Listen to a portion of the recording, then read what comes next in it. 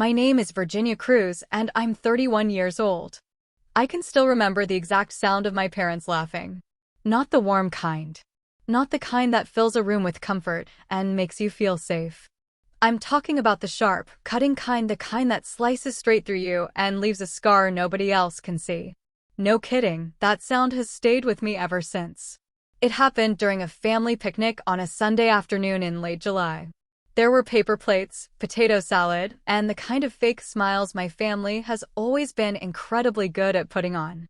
My sister, Clarissa, lifted her glass with one of those dramatic little gestures she always makes, like she's putting on a show for an audience, and she said loudly enough for everyone around the table to hear, "Here's to the one who always shows up broke, needy, and still hoping to matter." And then my parents laughed. My father's shoulders shook as he chuckled. My mother covered her mouth as if she were trying to hide her laughter, but honestly, she wasn't trying very hard. The cousins suddenly fell silent. My aunt lowered her eyes to her plate. And there I was, sitting with a glass of iced tea in my hand, feeling every bit of color drain from my face.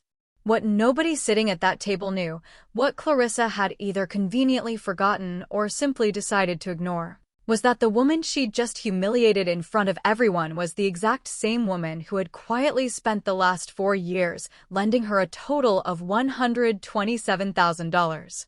Not $1 had ever been repaid. Not one sincere thank you text. Not even a simple acknowledgement that the money had ever existed. So, hang on. Let me take you back to where this whole thing actually began. Because this story didn't start at a picnic. It started 6 years earlier, when I was 25 years old and had just landed a decent-paying job in financial consulting after grinding through 2 years of unpaid internships and carrying a mountain of student loan debt. I wasn't wealthy. I wasn't even comfortable financially. But I was disciplined. I followed a budget the same way most people guard their biggest secrets, carefully, consistently, and with a whole lot of anxiety. Clarissa, who's 3 years older than I am, was going through what my mother liked to call her difficult phase. That's what Mom called it. What it really was a failed business, a painful divorce, an expensive custody battle that kept draining her bank account with lawyer fees, and a lifestyle she absolutely refused to scale back no matter how rough things got. She called me one evening crying. Not the kind of crying you can easily brush off. It was the kind that reaches through the phone, grabs your chest, and makes you feel every word. She told me she was about to lose her apartment. She said her daughter, my niece, Rosalie, would have nowhere to sleep. I wired her $8,000 the very next morning. I didn't ask for paperwork. I didn't write up a contract. I didn't even bring up a repayment schedule. She was my sister. I honestly believed that's just what family does. Except, that's not what family does. That's what I did. First once. Then again. Then again. And before I even realized what was happening, those emergency calls slowly turned into a pattern that felt completely normal. In the next part, I'll continue from the point where Clarissa's requests become routine and explain how the loans kept growing until the family picnic confrontation. Before long, Clarissa stopped acting like the money was just temporary help. The phone calls changed. At first, every request sounded like an emergency. Then suddenly they became opportunities. She had another business idea she was convinced would finally work. She needed a reliable car so she could get to work. She found a better apartment in a better school district for Rosalie, but she needed help with the security deposit. And every single time I paused, every time I even thought about saying no, she brought up Rosalie. She always knew exactly which button to push. My niece had absolutely nothing to do with any of this, and I loved that little girl with my whole heart. Clarissa knew it. And she used that love like a credit card with no spending limit. I kept saying yes. Way more than I should have. One thing I did right, though, was keeping records. That part really matters. I saved every single bank transfer receipt. Every Venmo screenshot. Every text message where Clarissa confirmed she'd received the money. Everything. On my laptop, I created a folder called Family with a little luck emoji beside it. Looking back now, that's both heartbreaking and kind of fitting. Inside that folder was a spreadsheet that I updated after every transfer. dates, dollar amounts, the reason she gave for needing the money, and every acknowledgement she sent confirming she'd received it. When I finally totaled everything, it came to $127,420. Yeah. The extra $420 came from one random Tuesday when she texted saying she needed groceries. I didn't ask any questions. I just sent it. Now, let's get back to that picnic. Right after my parents laughed at Clarissa's little toast. Right after the uncomfortable silence settled back over the table. I slowly lifted my own glass. Oddly enough, my hand wasn't shaking. That surprised me because my heart felt like it was trying to punch its way out of my chest. I looked straight at Clarissa. Not at my parents. Not at my cousins. Just at her. Then I said, "Here's to the desperate one who." I stopped. I let the sentence hang there. Instead of finishing it, I quietly set my glass back on the table. Then I picked up my phone. I opened that folder. Pulled up the spreadsheet.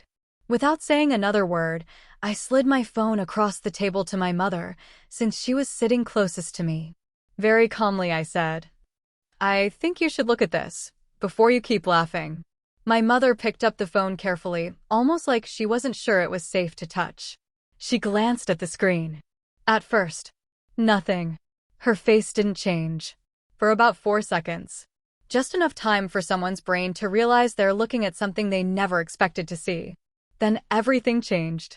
The color completely drained from her face. Without saying a single word, she handed the phone to my father. Across the table, Clarissa had gone completely still. She already knew exactly what was on that screen. Truth is, she'd always known. My father studied the spreadsheet for what felt like forever. Then he looked up at me. Then over at Clarissa. The backyard had become so unbelievably quiet that I could actually hear the neighbors' wind chimes clinking 2 houses away. Meanwhile, Rosalie, only 7 years old, called out from the kids' table asking if anybody wanted to play. Nobody answered. She simply shrugged, went back to coloring her picture, completely unaware that the adults' table had just turned into a full-blown crime scene. Clarissa opened her mouth, closed it, opened it again. Finally, she managed to say, Those weren't loans." I didn't raise my voice. I didn't argue. I simply replied, "Read the texts." Then I looked her straight in the eyes and added, "You called them loans every single time." And just like that, the silence that followed was the longest silence I'd ever lived through. For real, it felt endless. Clarissa's lips were still slightly parted, like she had another excuse lined up, but somewhere between the thought and the words, the connection just broke. She couldn't get anything else out. My father slowly placed my phone back on the table. Not with anger. Not with force. Just with the careful, deliberate movement of someone buying himself a few extra seconds to process something he never saw coming. My mother pressed her fingertips against her lips. I could actually see her eyes moving as she mentally added everything together. The math wasn't complicated anymore. It was sitting right there on the screen. Transfer after transfer. Date after date. Every amount carefully documented. A total of $127,420. Every single payment supported by receipts. Every transaction backed by messages. Everything organized with the kind of precision only someone who knew this day might eventually arrive would ever bother to keep. My aunt had been quietly refilling her drink near the cooler. She stopped halfway. Without pouring a single drop, she placed the lid back on the pitcher and silently walked inside the house. My cousins suddenly became incredibly interested in checking their phones. Funny how people do that when the truth gets uncomfortable. The picnic itself seemed to fall apart right before my eyes. My mother's red and white checkered tablecloth. The tiny American flag centerpiece. The store-bought pie she'd proudly insisted was homemade every single year. It all suddenly felt fake. Not because anyone flipped the table or started yelling. Because something much heavier had settled over every person sitting there. The truth. A truth that had been buried beneath years of excuses, denial, and silence had finally forced its way into the open. Clarissa was the first one to recover. She always was. Whenever she felt cornered, she'd stop defending herself and immediately go on the attack. She looked at my parents, then nodded toward me. You kept records on your own sister? Her voice carried a mix of disbelief and outrage. What kind of person does something like that? Honestly, it was a smart move. She wasn't trying to defend the dead anymore. She was trying to make me the problem. She wanted everyone talking about my character instead of her choices. I'd watched her pull that exact same trick before. During her divorce. During arguments with neighbors. Even the time a landlord tried to keep her security deposit. Clarissa had a real talent for rewriting the story. Under different circumstances, she probably would have made one heck of a lawyer. But this time, my mother didn't fall for it. Not even a little. She quietly picked my phone back up. Instead of looking at the spreadsheet again, she opened the folder and tapped on the screenshots of our text conversations. One by one, she slowly read through them. There were message after message where Clarissa herself had written things like, Asterisk, I'll pay you back as soon as the business settles down. Asterisk. Asterisk, this is the last time. I promise. Asterisk. Asterisk, Virginia, I'll make everything right. Asterisk. Then Mom reached one message. A text Clarissa had sent me 3 years earlier. She read it once. Then she read it again. I know I owe you so much. I have a number in my head and, honestly, it scares me. Asterisk, I'll fix it. Asterisk. That one hit differently. I watched my mother's eyes stop moving across the screen. She stared at those words for several long seconds before quietly locking my phone and placing it face down on the table. Then she looked directly at Clarissa. I'd never seen that expression on my mother's face before. It wasn't simple anger. It felt much heavier than that. Closer to heartbreak. Closer to grief. Finally she spoke. Clarissa. Just her name. Nothing more. But the way she said it carried years of disappointment, confusion, and pain all at once. She didn't need another sentence. That single word said everything. My father surprised me too. To his credit, he didn't rush to smooth things over. He didn't search for excuses. He didn't tell everyone to calm down. That wasn't what happened. My dad has spent most of his life avoiding conflict. He's always believed there's a peaceful path through almost every disagreement. And if I'm being real, I'd spent years quietly resenting that part of him. Because it almost always meant Clarissa escaped accountability. But sitting there at that picnic table, looking down at my phone, something inside him shifted. He looked at me differently. Almost like he was finally seeing something that had been standing in front of him for years. Something he'd chosen not to acknowledge until that very moment. Then he asked quietly, How long have you been carrying all of this? I looked back at him. For years. That was all I said. He slowly nodded. He didn't apologize then. That would come later, during a phone call the following Tuesday night, a conversation that lasted nearly 40 minutes and felt unlike any we'd ever had before. But right there, at that picnic table, that silent nod meant more than 100 rushed apologies ever could. Because for the first time, it was honest. It was quiet. And it was real. Clarissa left the picnic early. She quietly grabbed her purse, forced a tight smile that fooled absolutely no one, and called Rosalie over from the kids' table. Come on, sweetheart. We're leaving.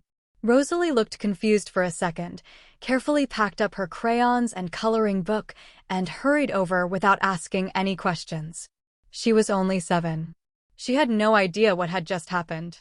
She didn't know the adults around her had spent the last several minutes watching years of lies unravel right in front of them. Clarissa walked toward her car without hugging anyone, without saying goodbye, without looking back. Then, just as she reached the driver's door, she stopped. She turned around and looked across the yard at me. I've replayed that moment in my mind more times than I can count. And I want to be completely honest about what I saw on her face. It wasn't guilt. Not exactly. It wasn't regret either. It was something far more complicated. It was the expression of someone who had finally been caught. Someone who knew there was no clever explanation left. No distraction. No new story to tell. Beneath all the anger and defensiveness, there was a small flicker of awareness. She knew she'd crossed a line that couldn't simply be erased. Whether that awareness ever turns into genuine accountability, well, that's a different story. And honestly, it's one that's still unfolding. What I really want you to understand is this. I didn't leave that picnic feeling victorious. People love stories where someone finally stands up for themselves because they expect the ending to feel like winning. Like justice. Like sweet revenge. But that's not how it felt. Not even close. It felt like grief. It felt like losing something I'd spent years trying to protect. I lost the comforting illusion that my family was healthy. I lost the version of my sister I'd stubbornly kept believing in. The woman I convinced myself was simply struggling. The one who would eventually get back on her feet. The one who would one day pay me back. The one who would finally become the sister I kept hoping she still was. That version of Clarissa never really existed. Or maybe she disappeared long before I was willing to admit it. Either way, I finally stopped waiting for her to become someone she had repeatedly shown me she wasn't. I also lost something else. The quiet belief that my parents had always seen me clearly. I wanted to believe they understood everything, even if they never said it out loud. But sitting there that afternoon made me realize I'd spent years hoping they would notice sacrifices I'd never talked about. The truth is, people can't appreciate what they refuse to see. And sometimes they don't see it because it's easier not to. That realization hurt. For real, it hurt more than Clarissa's joke ever could. But strangely enough, that same day also gave me something I didn't even realize I needed. It gave me permission to stop chasing validation from people who had made it clear they were perfectly comfortable overlooking my value. I stopped waiting for approval. I stopped trying to earn love through sacrifice. And little by little, I stopped making myself smaller just to make everyone else comfortable. That was the beginning of a completely different chapter of my life. Not overnight. Healing never works like that. But one decision at a time. One boundary at a time. One honest conversation at a time. I slowly started building a life that actually belonged to me instead of one built around rescuing everyone else. I rebuilt my savings. I protected my peace. Most importantly, I rebuilt my self-respect. Because once you realize your worth isn't determined by the people who laugh at your pain, you stop living for their approval. And trust me, that changes everything. Today, I'm still Virginia Cruz. I'm still 31 years old. A lot has changed since that afternoon. And in some ways, nothing has changed at all. I still love my niece, Rosalie, with my whole heart. That has never been up for debate. She was never responsible for the choices the adults around her made, and I made a promise to myself a long time ago that I would never allow my disappointment with her mother to become her burden. She deserves better than that. So whenever we spend time together, she gets the best version of me. Not because I'm pretending everything is okay, but because children shouldn't have to carry the weight of problems they didn't create. As for Clarissa, our relationship isn't what it used to be. Maybe that's sad. Maybe it's necessary. Honestly, I think it's both. There are conversations we no longer have. There are boundaries that didn't exist before. And there are requests that now receive a simple, respectful no. No long explanations. No guilt. No second guessing. Just no. Years ago, that one little word felt impossible to say. Now it feels like peace. My parents and I have slowly rebuilt parts of our relationship. Not because everything magically worked itself out. It didn't. Healing rarely happens that way. It happened because difficult truths were finally acknowledged instead of ignored. Because uncomfortable conversations finally replaced years of silence. Because accountability, even when it arrives late, is still better than pretending nothing ever happened. Do we still have work to do? Absolutely. Families don't heal overnight. But at least now we're standing on honesty instead of denial. And believe me, that's a much stronger foundation. When I think back to that picnic now, I don't remember the laughter first. Funny enough, that's no longer the loudest memory. What stays with me most is the moment I finally stopped apologizing for protecting myself. The moment I realized that kindness doesn't require becoming someone's personal bank account. That compassion doesn't mean abandoning your own well-being. And that loving your family should never require sacrificing your self-respect. For years, I believed that being the dependable one meant giving until there was nothing left. I couldn't have been more wrong. Real generosity needs boundaries. Otherwise, it stops being generosity and starts becoming permission for people to take advantage of you. That's a lesson I had to learn the hard way. And yeah, it came with a pretty expensive price tag. But if I could go back and speak to the younger version of myself, the 25-year-old woman who believed one more loan would finally fix everything, I know exactly what I'd tell her. I'd say, you don't have to earn your place in people's lives by emptying your own. I'd remind her that saying no doesn't make her selfish. It makes her healthy. I'd tell her that the people who truly love you won't measure your worth by what they can get from you. They'll value you because of who you are, not because of what you give. If you've ever been the one constantly rescuing everyone else, if you've ever been made to feel guilty simply because you finally set a boundary, if you've ever sat quietly while people underestimated your sacrifices, I hope you know this. Your value was never determined by their opinion. It never depended on whether they noticed your efforts. And it certainly never disappeared just because someone laughed at your pain. You matter. Always have. Always will. Sometimes the strongest thing you'll ever do isn't getting even. It's choosing yourself. It's protecting your peace. It's walking away from relationships that only survive when you're the one doing all the giving. That isn't weakness. That's growth.